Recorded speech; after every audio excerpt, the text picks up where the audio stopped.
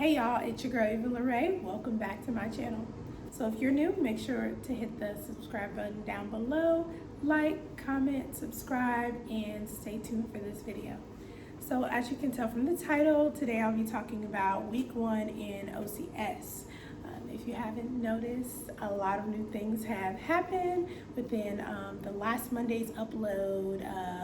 I'm barefaced, no makeup. As you remember from my previous videos, I said in class up during your packing list, one thing that you can't have is makeup. So I'm gonna be barefaced from this point forward till about like later weeks into my training. But I mean, it's all good. It's all about training. It's all about learning leadership, getting all of my tasks and drills done, and just executing and commissioning as an officer. So let's jump right into this video. All right, so week 1. So week 1 on Monday, and I took a few notes here, so you'll be seeing me periodically looking at my notepad. Week 1, that day before your class of whichever company you're going to, you're going to be taking a PT test. For us, we took the APFT. That one is just basically, push-ups, sit-ups, and the 2-mile run. And there are requirements in which you should be meeting either 80% and above. And how you score determines on if you'll be chosen to be in that specific company that you're competing for. So in this case, I was competing for Bravo Company, and I think the minimum standard or score for the APFT was around like a 250. And so of course I scored higher than that, so I was selected. So early that morning we woke up, took APFT, and then we went to breakfast chow, and then later in the afternoon we just waited on the call. So basically that Monday, they tell everyone to form up outside in the middle grass area, and then we get like a selection call. So yeah, basically they call your name, your last name of course in alphabetical order, if you're chosen to be in that company. So that's how that went, and I got selected for Bravo Company. Great. So it's randomly selected. All the females were pulled together, and then we're split evenly throughout each platoon. Being is that it's like a 2-to-1 or 3-to-1 ratio, meaning 2 males to 1 female. So they have to make it even, so they're even amount. So I was chosen for 4 platoon. Go figure. I was that in basic training, so I think that 4 is like my lucky number. So yeah, that's how day 1 went in the morning, and then from there we met our cadre. So we met our mentor, our captain mentor, and then the staff sergeant mentor. So they're in charge of our platoon, and then we went from there to like a few welcome briefings. So just the welcome briefings, basically like giving you the expectations, the do's, the don'ts, and things that you should be looking forward to during this course. And then they open the floor to questions, so that was good. It kind of like is a little bit of an icebreaker. Day 2, we looked further into like finance briefing and like the welcome packet briefing. So they allow you to write down on the welcome packet like where do you want to be possibly stationed. I'm not sure if you really have an option, because as an officer, if you're active, you don't really know what your branch is going to be. You'll be competing through this course. So therefore,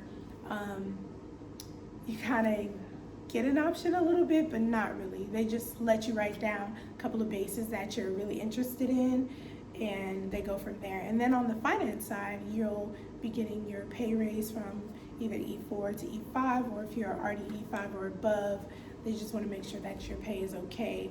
So you get briefed on that, and then you split up in your platoons, and you go further into like, just welcoming everyone in, and just asking and answering any questions that you may have. And then also we chose our leadership roles. So basically like platoon leader, squad leader, team leader, platoon sergeant, first sergeant, along those lines. So I in week 1 was chosen as team leader. So basically you're platoon sergeant is top, your squad leader is below him, and then the team leader. So as the chain of command goes, like everyone would in my squad would contact me first if they had any questions or concerns, and then I get to the squad leader, and then so on goes up in the chain of command. So yeah, that was pretty cool. We also did learn about those leadership positions, and we just went forward from there. So day 2, you know, a lot of classroom stuff, not really too much hands-on, but you know, just welcoming and getting everyone acclimated to the environment. Okay, and then day 3, we went into the student class council.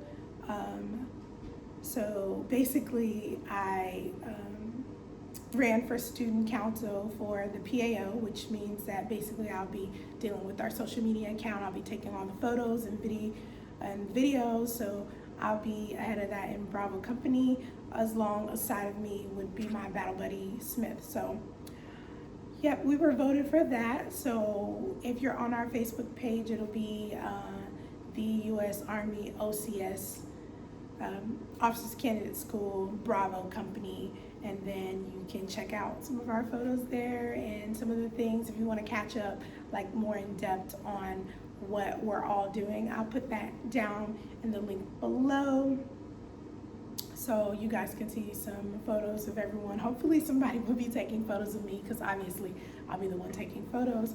But yeah, and then we had more briefings that day, so basically a lot of like briefings. Thursday we went to MCOE, and that's basically where we were assigned our computers, and we got acclimated with, you know, printing out sending our cyber awareness. We did like a little assessment that's basically like personality based on what branch will fit you the best. That makes sense? I mean, it was okay, but that day you're all in classroom, and we marched to the area, and it wasn't too far, like 10-15 minute march, so that was pretty cool. All right, and then Friday we had our 4-mile classic run in the morning. That was our PRT. So basically we ran 4 miles as a company as a whole, and the pace ranged between 8 to 9 minute pace. So we did that 4 mile in about 29, almost 30 minutes per se. So yeah, I didn't fall out of the run or anything like that, but I was far in the back, so keeping up, you know, the slinky effect and everything like that. But I think it was really good. I'm not really a runner, but I'm trying to get to learn how to love running. I mean, it's gonna be a long stretch before I actually love running, but I think more so like it boosts morale as like your peers encourage you to keep fighting, keep going, because if they see you like breathing heavily or falling just a little bit back, they kind of encourage you to keep going, you know, and it's definitely a morale boost. So yeah, that went really well in the morning time. And then later that afternoon we went to CIF, and CIF is basically where you get all your gear. And I did take photos of CIF because I was issued a camera on that Thursday. I was issued a camera, so I took photos of that, and I captured just a few moments of people like, you know, unpacking and getting acclimated with all their equipment with cadre. And then Saturday we did the Bolton obstacle course and the leadership development course. So basically the leadership development course is basically like a team building thing. So they you have like someone who's in charge, like the leader, and then they instruct everyone how we should get or build this obstacle, get through this obstacle, and they give you a set of instructions in which you should you know, try to execute the obstacle without like getting through a landmine or falling in the water, scenarios, stuff like that. And there's tons of videos on military obstacle courses on YouTube that if you wanted to check out how to like execute an obstacle course, they're out there. So that was one. And then when we were done with that, a few hours later, we went to Bolton obstacle course. And Bolton obstacle course is basically like you would climb up rope, or you would go down, go up and down a ladder, or strategically move through obstacles. So the Bolton obstacle course was actually 4 points, and that's the OML system. And in a later video, I'll further explain it as I learn it. But basically, you execute an obstacle and you receive points for that on your OML, which means like your grade. So these points add to your merit list of ranking. So there's 161 of us, and then as you gain more points, you move up on the OML merit list. So that was pretty fun, very active that day, I would say. And then after the course, or of course, I took photos during the course and ran the course. So that was very like a little challenging, got me out of breath a little bit, but it was fun nonetheless. So basically me as a PAO taking photos and capturing the moments of our company will definitely be something that I will remember. I know that it's a great experience. I'm excited to continue to do it. So I accepted the challenge, so here it is. So lastly, the Black Ascot. We've been waiting for this ever since like our class up run, or more so like Thursday.